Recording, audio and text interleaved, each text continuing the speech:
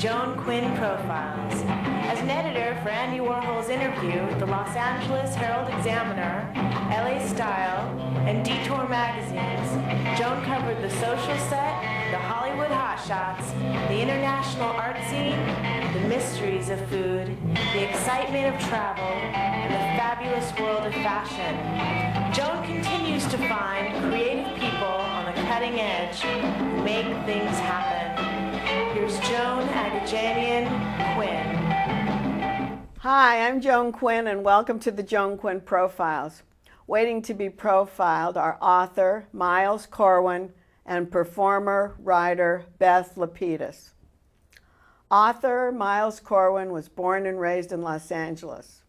He lived in his grandfather's historic hotel Rosslyn at 5th and Main on the edge of Skid Row before the family moved to Wilshire and La Cienega area. He earned a bachelor from UC Santa Barbara and a master's at the University of Missouri School of Journalism. He's authored 2 nonfiction books about the Los Angeles Police Department. He was formerly a crime writer for the Los Angeles Times.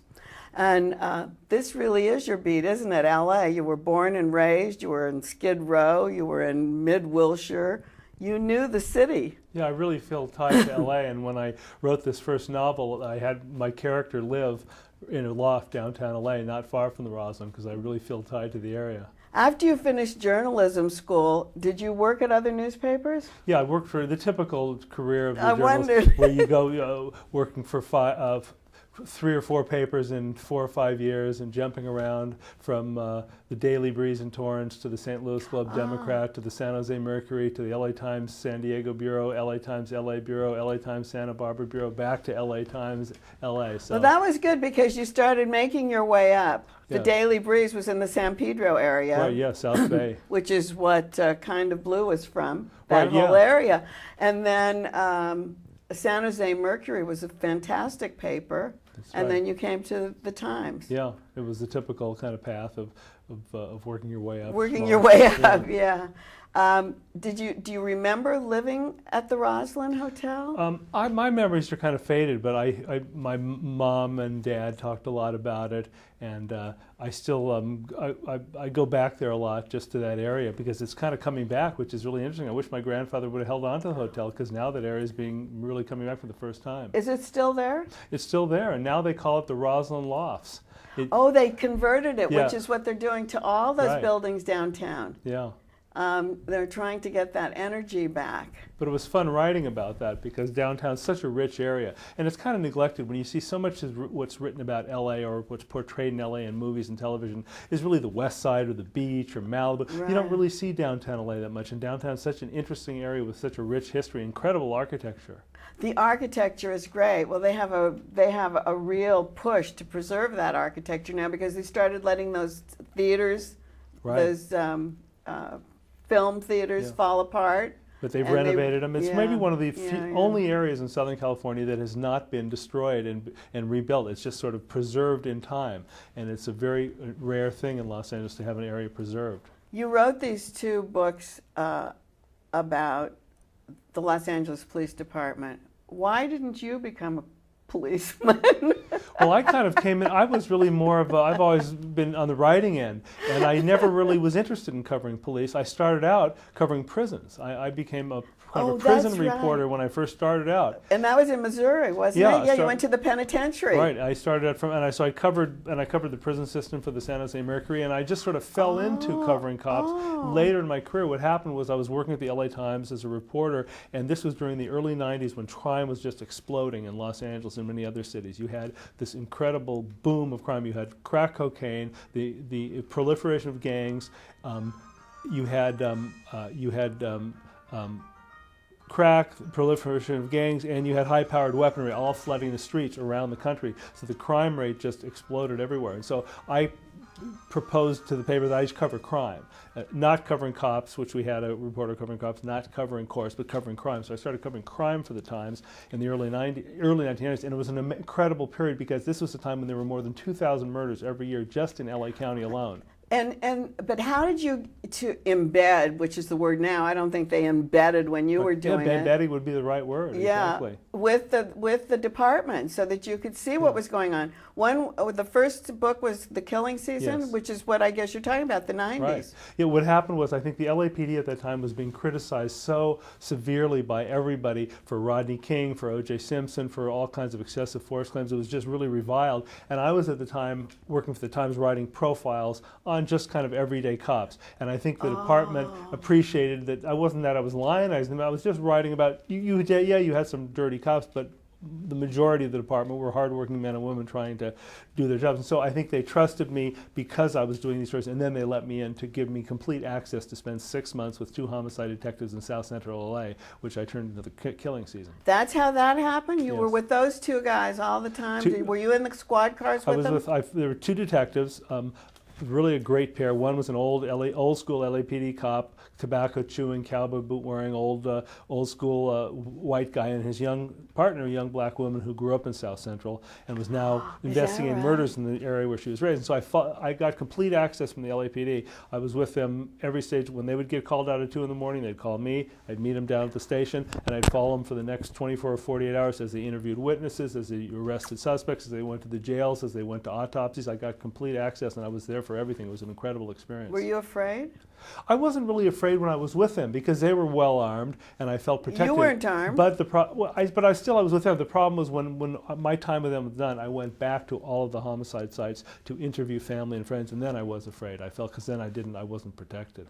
Oh, when you went back. And these were places where there have been one murder and many more, and oftentimes more murders when I was by myself. And my system was I would go very early in the morning and do my interviews because no self-respecting gangster would be up before 8 a.m. Be up, so you could get to the families and then together. I'd be out. Yeah. What about the other bestseller, which was called Homicide Special? Yeah, that was sort of a step kind of beyond the Killing Season because I was given access to this really incredible unit. There's a unit that's based downtown called Homicide Special. It's part of Robbery Homicide Division, and they investigate only the most difficult, most high-profile cases in LA. They take them from the divisional detectives and bring them downtown. So, for example, there's serial murders, high-profile murders like the O.J. case, cases that involve organized crime. They're all handled by this select unit in Homicide Special. How many people are there? There were I think about 24 detectives. Oh, there are. And I spent about 15 months with them, and I did again the same thing. I was with them every day, every night. When they got called out, I got called out. I followed them all the way through. Were you still writing for the Times at that time? I had a year leave of absence. Oh, you took a leave, so you were like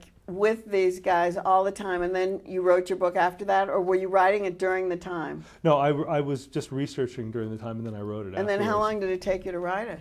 About a year to research and a year to write. Oh, so then were you teaching? Because you taught at UC Irvine. Yeah. Well, what I did was the first 2 books I did while I was working at the LA Times. The third book, I took a leave of absence, and then I ended up quitting the LA Times in order to have the time to write the book, and then I started teaching afterwards. Oh, this is the third book? Yes. That's okay. I did another book in between about inner city schools. So that's the 4th book, first novel. In journalism, teaching journalism, do you think there's still a code of ethics? I think we don't have any papers to go to. You talked about coming out of journalism school and going from paper to paper to paper, which is kind of what I did too. But where do you go now to write when a big city like LA has one newspaper? It's a different world today. I mean, there's still opportunities, but a lot of the opportunities are on the internet now. But the internet, and the way I see, they don't have that same kind of thing that is taught, that we learned in journalism school. I mean, you have a code of ethics. Right. No, it's a whole different, you've got a lot of amateurs out there, a lot of people who are just winging it, and it's definitely a problem. Tell us a little bit about Kind of Blue. I started reading it. It's great. I love the dialogue. I can just vision everything because I was in San Pedro as a child. Oh, okay. So I kind of know these areas. Yeah, I mean, again, I think that there's oftentimes when people write about LA, they write about the West Side, the beach, Beverly Hills, but they don't write about these gritty areas of LA, which really interest me, like downtown, like San Pedro. Those are really interesting areas.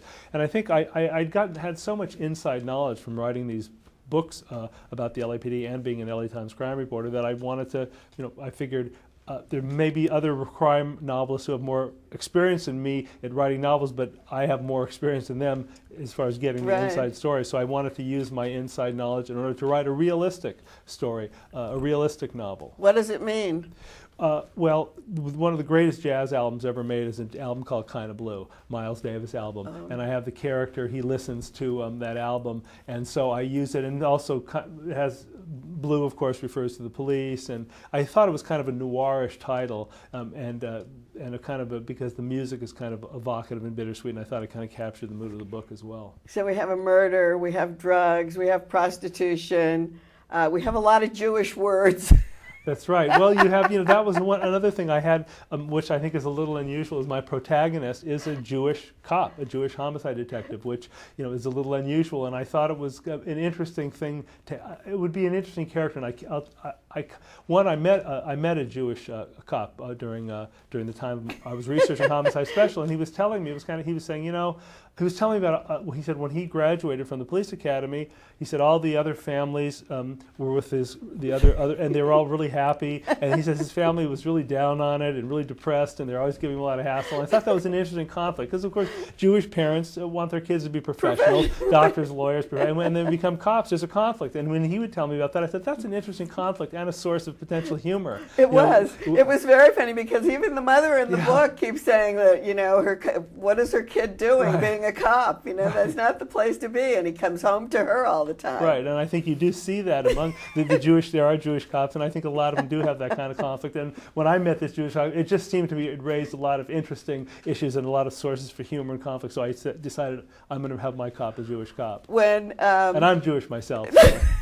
When any of the people who are in this book, I'm sure, are real people, do they recognize themselves? Well, everybody, there's no, it's just based on a lot of little fragments of information. There's nobody definitely represented. Person. It's just all the things I picked up, the funny dialogue, the personality quirks. There was one, the different things I thought were kind of interesting. I knew one detective supervisor from my research, and he was beautifully dressed. He always he always he got his suits handmade and his shirts handmade in Thailand, and he was and I just thought that was kind of an interesting thing. So I had my character pick up some of that. Be a Xenia, wearing a Xenia suit. Right, and so a lot of the detectives are really into food, because going to lunch is the highlight of the day, and so food kind of plays a part in that too, because that's any police squad room, where you go to lunch is kind of a big thing. Yeah, but then you go down in San Pedro to those fish restaurants, and one's better than the other, and and the Italian Yugoslav background interest. I was always intrigued by San Pedro. I used to work in San Pedro. I was a lifeguard at Cabrillo Beach. I was an LA County beach life, and I worked in this beach. Well, that's not a Jewish thing. No, I know. I was maybe one of the few,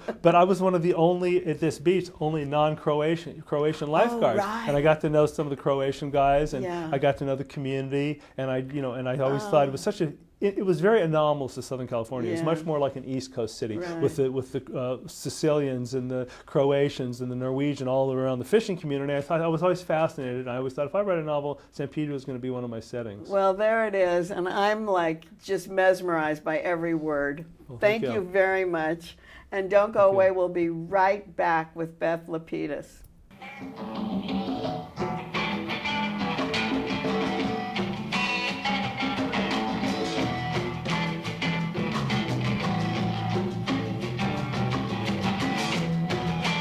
Hi, I'm Joan Quinn, and I'm back. You're watching the Joan Quinn Profiles, and I'm with author, comedian, teacher, activist, radio TV personality, performer, what else?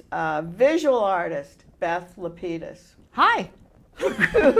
She grew up in Rhode Island and Connecticut, graduated from Brown, and in 1993, she created the Uncabaret, which we're going to find out, where she remains today as the artistic director of all the productions, including CDs, festivals, and what else? Events. Yes, not to be corrective, but I don't know if that's really true. Oh, let's just tell them it's true. Let's just tell them it's true. So we're Greg gonna Miller, go my through- producing partner, really produces it all, and I'm kind of. Oh, and he just says you do it. I have I know I'm an inspirational hand in it, and I'm really more the talent in the face, and he's really more the producer. So we like Greg to be around. We love Greg to be around. Good. Yes. So we're going to go through all these jobs, or can we call Can them we jobs? say what I'm really doing right now, though? Oh, sure. Can we lead with that show? We want to do that? I would love to. This one? 100% happy, Okay, 88% let's start of with the time. Start in the present. Can we start in the present? Sure. Because otherwise we might run out of time. 100. How clever you are. 100% happy, 88% of the time is my new show, one-person show. One-person show that's really a two-person show. I have a musical collaborator named Mitch Kaplan, and we've written original songs, and it's the comedy also. I mean, it's the comedy Are you storytelling. directed? Do you have a director? I do have a director, yes. His name's Clifford Bell. Do you need Wonderful. that? Do you need a You director? do when you're doing something like this. When you're doing, a full-length show that has modulation in it and has songs and comedy.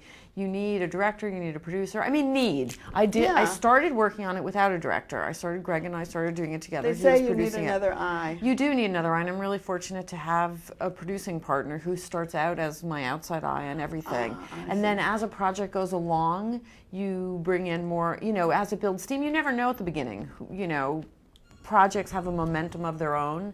A writer starts writing a script or a performer starts performing something, and more people get involved. 100% Happy is playing here in LA. Yes. Is it going to go anywhere else? It's already played elsewhere. Yes, it's where? national. We've already been to... We're national. We're national. We've been to Tucson, Helena, Montana, Boston, New York, which I probably should have led with. Yeah. Boston and New York, and Kripalu Center for Yoga and Health in Lenox, Massachusetts. Do you keep changing? Are you rewriting? Oh, as yes, you go I'm along? rewriting what I just said right now. Yes, I'm rewriting. The show is, that the thing that you hear about Broadway shows being rewritten until opening night and beyond, it's totally true. You keep tweaking and rewriting every night. The amount that needs to be rewritten keeps getting reduced. So so there's less and less you hope being written. Now there's 3 lines or 4 lines here or 1 line there. At the beginning of the show, there's huge chunks and you're moving giant pieces around and you really like doing major, massive surgery. Is it specific to each city, would you say? Oh, no.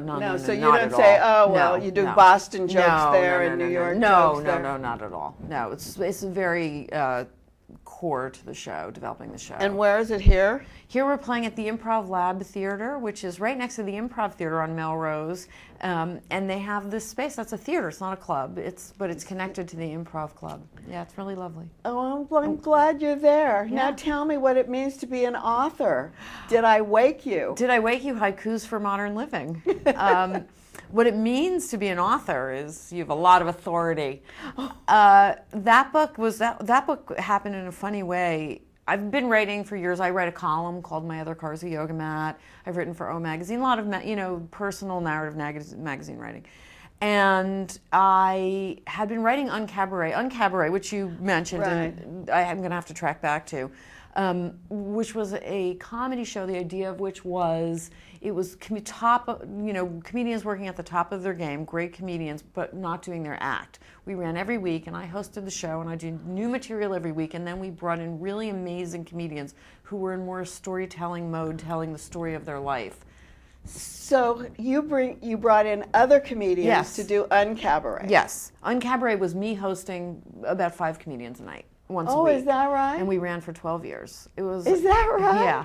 Yeah. So you had and we were on Comedy Central as well. Yeah, a lot of outreach. I would say we had about a core of about 24 comedians over the years, but then other people would filter in around the edges, depending on who was in town and so what you they were had- working on. So it was like a big group, and each show was 5 of them, plus I hosted. It sounds like a master class at a ballet studio. was where like you that. have Yes. dancers coming in Yes. from other places Yes. and they Yes. join the class. Yes. And so we would have, you go, people can go on the website, but really great.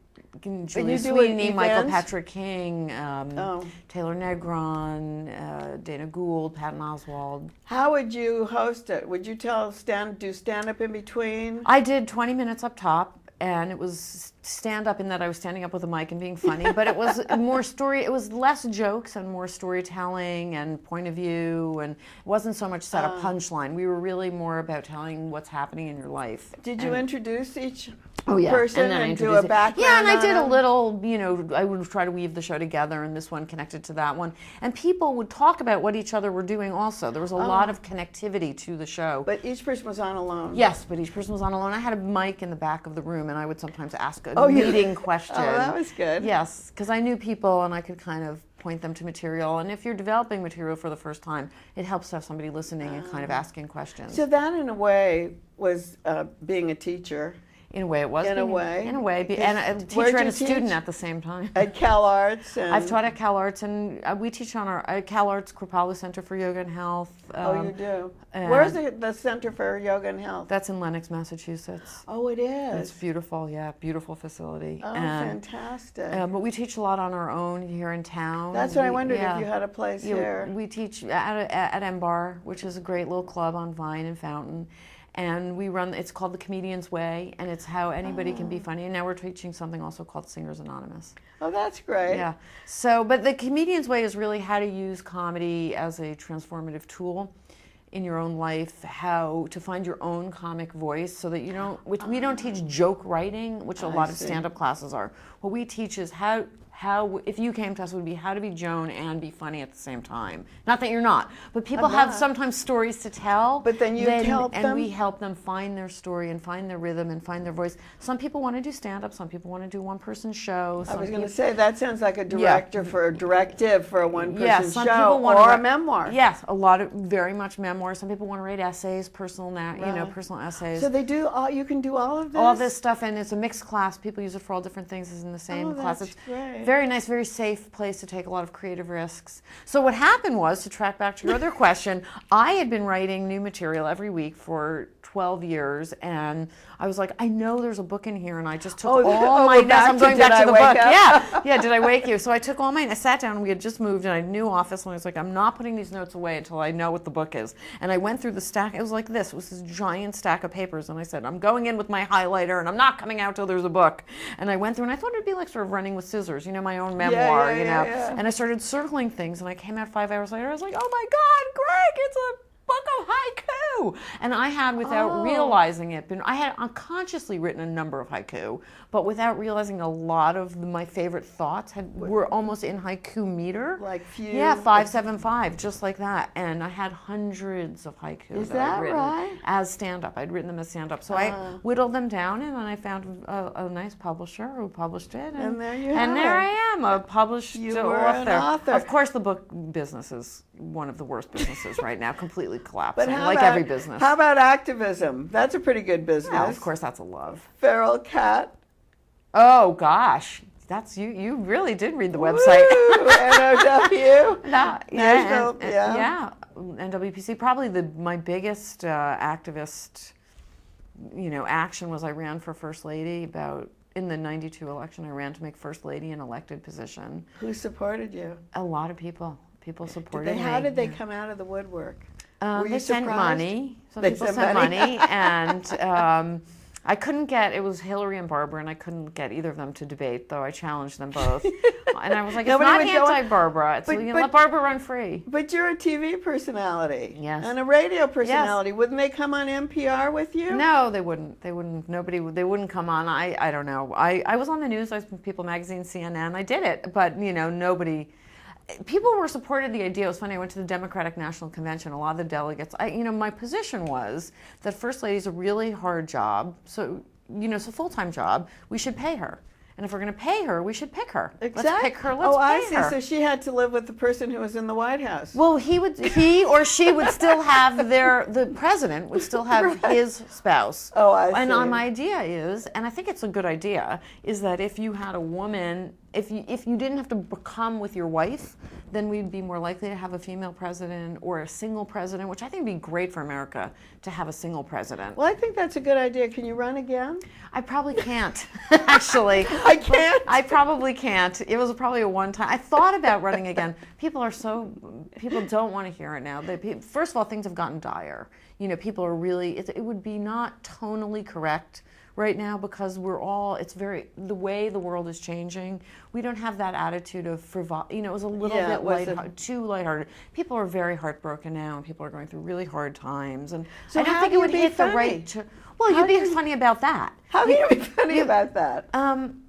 Roll up your sleeves and be honest and look at yourself really, 100% happy 88% of the time. Talk about the 12%. The comedy. Yeah, what about the 12%? You got to go into the pain, the shame, the depression, the anger, and talk about it. And you have to, for me, it was how to connect my personal story. I was evicted and, how I dealt with that and turning that into the best thing and not being fine. How to connect that with the idea that we're all being evicted from a time and, is it possible that this is can we make this the best thing and how do we evolve as a species?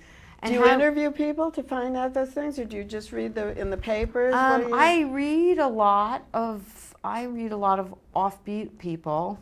I experience my life fully. I practice yoga. I talk to people. I experience my life 100% of the time. I try. I talk to a lot of people. I don't read the news probably as much as I used to. I've cut back on my news because I felt like it was a lot of the fear machine cranking out fear, trying to make me afraid. And I felt like it was not helping me understand a lot. I try to scan with the idea of, is this news helping me understand the world better, or is this the fear machine? And am I getting caught in the illusion of this is important? News has to make news important. And a lot of times news isn't important. It's just the story that's filling the news. Exactly. So it's very hard. You try to keep friends around who read the news so they can filter the news into you what you need to know. But do you go Watch out of the corner of your eye. Do you go to museums and concerts and? When I can afford it and the time, it's like we're also very busy to work. Do you paint?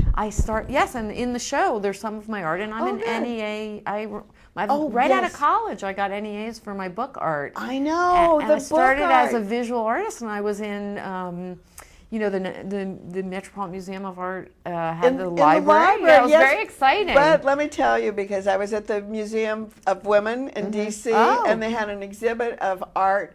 Of books, which I think is so beautiful. Right. And you weren't in that exhibit. I wasn't. No, I haven't been in an exhibit for a long time. My books were very handmade looking and That's one what of they a kind. all were. Oh, they really? Were all, yeah, yes, I stopped. They were all beautiful books. I did it a bit, and then I started to feel like, wow, the way that this life is. I was very young. I was just out of college, and I was like, to be successful in this life will mean rich people will have to buy my work. And I didn't want to just do work for rich people. It seemed like, wow, that's what being an artist is. So I made the books big, and I started performing in front of them, and that was how I transitioned into back into performance. I started as a dancer, and I knew I wasn't going to grow up to be a dancer.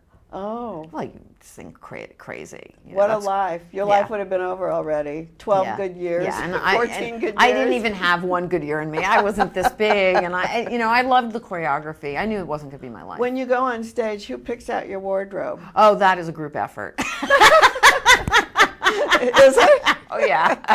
Well, the director, I had a dress that I loved, which was silver, and then I wrote a joke about the dress. My friend Michael Patrick King would always make jokes about my clothes when we did the Uncapped. I thought, what would Michael say about this dress, Oh, so you wrote and I wrote what I thought he would say, which is that I'm so committed to the silver lining, I'm actually wearing it. Oh. And then my director said, you can't have a long dress, you need a short dress. And I was like, all right, a short dress, I need a short dress. And then I had to find a short silver dress, and well, anyway, it's serendipity. So it is. Yeah, it's a process of finding the things. But we had an assistant working for us at one point, and I said, what do you think of this? And she said, what are my options? And I thought, oh, you're hired. You're hired. That is such a smart question. So, such a smart answer, too. Was she helpful? She was, and she was so hired. We loved her. She's in medical school now. Oh, of course. She's too smart for us. She was too smart for the arts.